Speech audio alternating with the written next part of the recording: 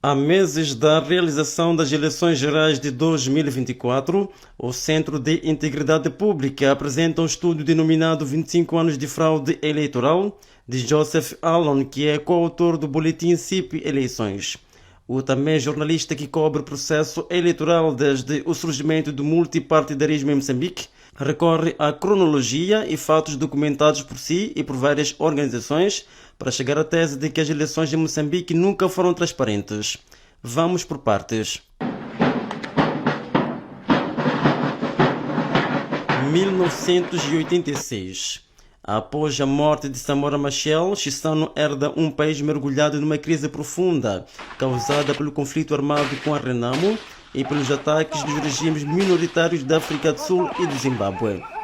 Hoje, mais do que nunca, intensifica-se a agressão promovida pelos círculos belicistas e racistas contra a República Popular de Moçambique. Por isso, a ideia era de eliminar o que era chamado de banditismo armado. Nós não somos bandidos armados, não estamos a representar uns interesses estrangeiros, como a Frelimo tem dito. Abaixo os bandidos armados! O socialismo!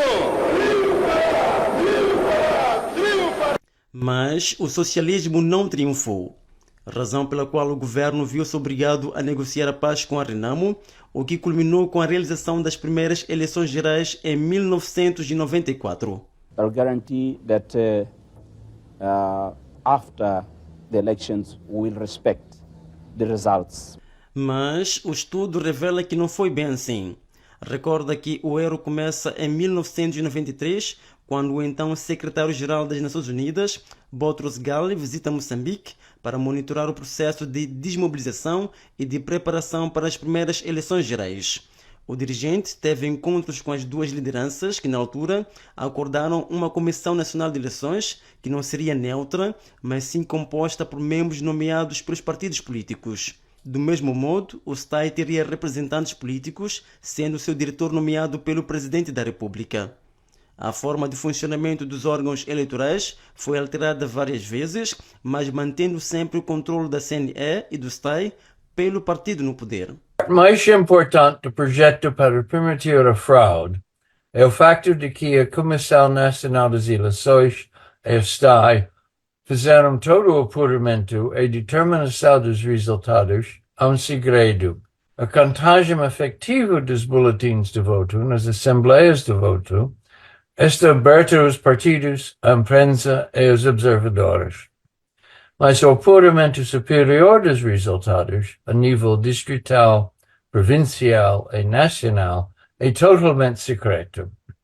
Estas comissões eleitorais e os STAIs são livres de alterar ou excluir resultados, sem qualquer justificação pública e não mantêm qualquer registro das alterações.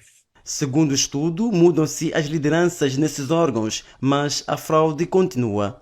Os observadores e agentes dos partidos nunca foram autorizados a ver a parte central do processo eleitoral.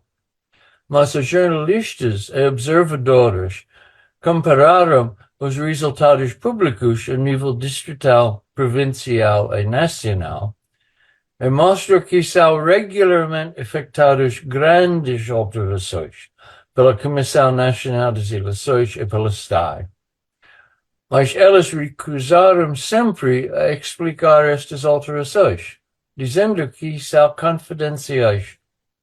Como é que Moçambique pode ser uma democracia quando os funcionários nomeados pelo partido no poder podem alterar os resultados a segredo? A pesquisa recorda que nas primeiras eleições gerais de 1994 houve disputa renhida entre a Frelimo e a Renamo, tendo o Partido Libertador conseguido 129 deputados contra 112 da Renamo, uma diferença de apenas 17 deputados. Entretanto, 5 anos mais tarde, ficou-se a saber que nessas eleições 100 mesas de voto tinham sido excluídas da contagem. Atos fraudulentos tiveram lugar nas primeiras eleições autárquicas. Os observadores descobriram que os técnicos do STAI, responsáveis por introduzir os dados na cidade de Maputo, estavam a reduzir os votos do movimento Juntos pela Cidade, então liderado por Filipe Ganhou. Esta questão foi levantada informalmente, com Stay a ser obrigada a corrigir os resultados e o JPC ganhou 15 assentos na Assembleia Municipal.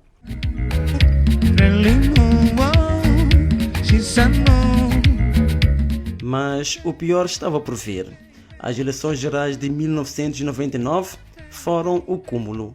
As eleições nacionais de 1999 registraram uma fraude mais grave que mudou a história de Moçambique. Os resultados oficiais foram muito próximos, dando a Joaquim Chissano a vitória de apenas 200 mil votos sobre Afonso Dhlakama, candidato de Renamo. Mas a verdadeira história só foi revelada nas semanas e meses seguintes. Aqui foram detectados 240 mil votos a mais na urna para Presidente da República, em comparação com os votos para a Assembleia da República. No entanto, nenhum observador, em qualquer parte do país, viu os eleitores colocaram os boletins de voto na urna presidencial e não na urna para a Assembleia da República. Estes 240 mil votos a mais foram votos falsos para Chissano. Dhlakama teve maior número de votos legítimos, mas o enchimento das urnas garantia a vitória de Chissano. Nesse ano, além de ter havido alterações dos resultados, o Conselho Constitucional informou que 550 mesas de voto correspondente a 7% tinham sido excluídas da contagem presidencial e 727 mesas de voto da contagem para a Assembleia da República. Em conferência de imprensa em finais de 2004, em Maputo, o antigo presidente dos Estados Unidos da América, Jimmy Carter, deixou claro que era impossível saber quem tinha efetivamente ganho as eleições de 1999, mas que achava que Dhlakama provavelmente tinha vencido.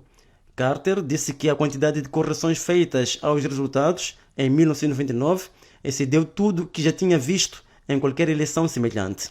E a exclusão de mais de 700 mesas de voto nesse ano foi extraordinária e simplesmente difícil de acreditar que tantos boletins de voto não poderiam ser utilizados.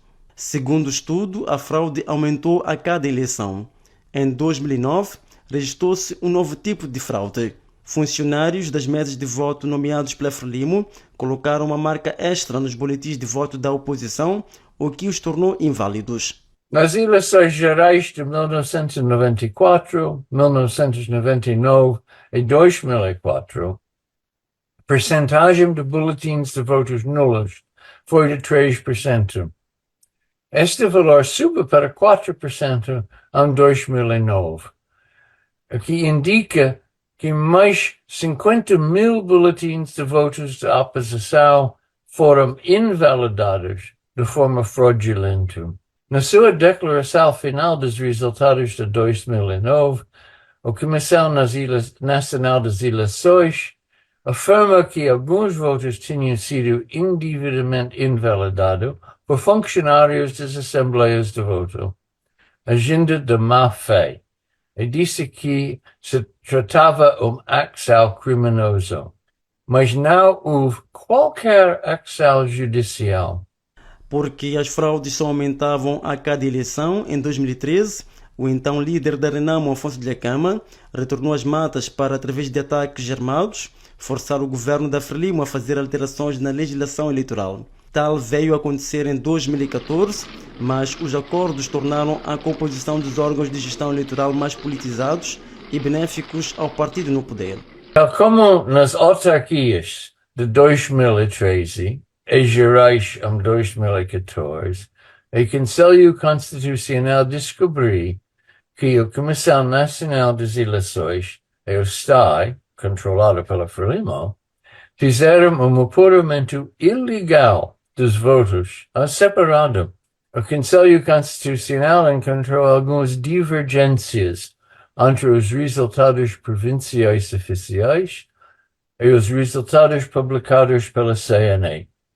Então, o Conselho Constitucional investigou e a Comissão Nacional das Eleições admitiu que, mais uma vez, tinha ignorado totalmente os resultados provinciais oficiais e, um segredo e ilegalmente, tinha feito a sua própria contagem.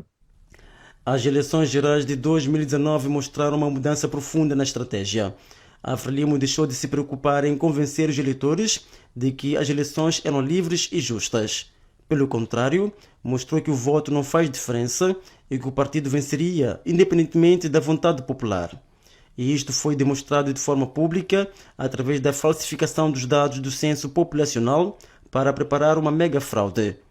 A Comissão Nacional de Eleições disse que tinha registrado mais de 1 milhão de eleitores em Gaza, mas Rosário Fernandes, presidente do Instituto Nacional de Estatística, recusou estes números. Só em termos de projeções está mais patente que o número que se conseguiu em termos de pessoas de 18 mais em Gaza, nós estamos a projetar para aquele número seja em 2040.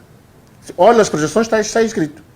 2040, Gaza que vai atingir 2,2 milhões de habitantes com um número de pessoas maiores de 18 anos de 1,2 milhões de pessoas. Em termos científicos, ultrapassa todas as teorias demográficas.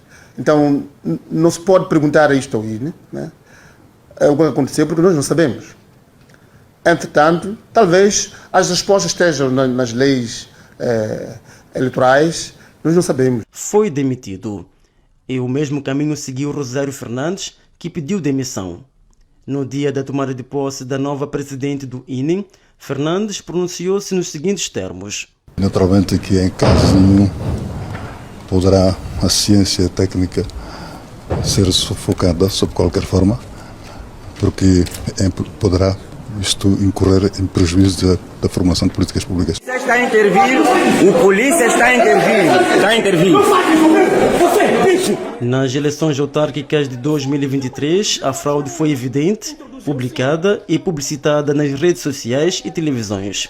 Entretanto, a fraude começou a ser engendrada no recenseamento eleitoral, onde existiam listas prioritárias de membros da Frelimo, na sua maioria funcionários públicos, como professores, o que causava longas filas e desistências de eleitores. Os líderes e formadores das brigadas de recenseamento, os principais funcionários e formadores das mesas de voto, eram identificáveis como sendo da Frelimo. A polícia, mais uma vez, esteve ao serviço do partido no poder. O dia da votação e os dias que se seguiram foram de autêntica confusão, com disparos mortais e feridos graves em vários locais. Os envolvidos na fraude a favor da Frelimo tendem a ser compensados, como aconteceu com Joel Dinaldo Costa, que foi presidente de mesa na escola primária de Kualane, em Quilimane. Joel Dinaldo negou assinar editais e atas que davam vitória a Renamo, o que gerou esta confusão. Tempos depois, foi nomeado e tomou posse como diretor do STAI em Namaroi, mas após pressão social, esta decisão foi revertida. Em resumo, o estudo do Centro de Integridade Pública sugere que houve 3 fases de fraude eleitoral em Moçambique. A primeira foi em 1999, quando a Frelimo temia que Chissano pudesse perder, pelo que havia equipas informáticas em várias províncias para alterar os resultados para beneficiar o presidente Chissano, fato que veio a ser confirmado 5 anos mais tarde pelo antigo presidente dos Estados Unidos da América e observador Jimmy Carter.